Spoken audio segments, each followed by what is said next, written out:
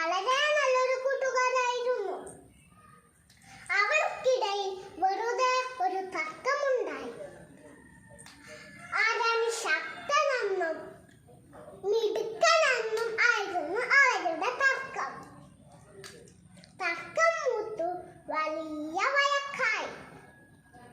മിട്ടുക്കാക്ക പറഞ്ഞു, ആരാണ് ശക്തനെന്ന് നമുക്കൊന്ന് പരീക്ഷിച്ചു നോക്കാം.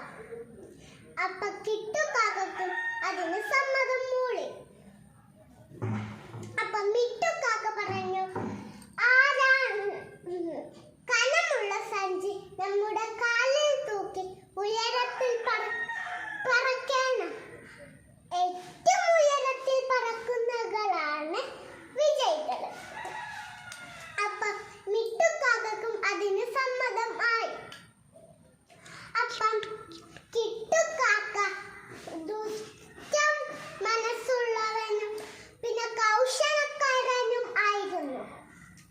അവൻ സ്വന്തം സഞ്ചിയിൽ പന്നിത്തുണ്ടുകളാണ് നിറച്ചത്. പക്ഷേ കിട്ടുവിന്റെ സഞ്ചിയിലോ ഉപ്പാണ് നിറച്ചത്. അപ്പോൾ കാക്കകൾ പറന്നു തുടങ്ങി. കിട്ടു ഉയരത്തിൽ പറക്കുകയും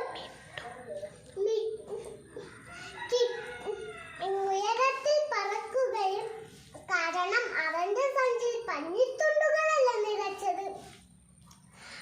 പക്ഷേ കിട്ടുവിക്ക്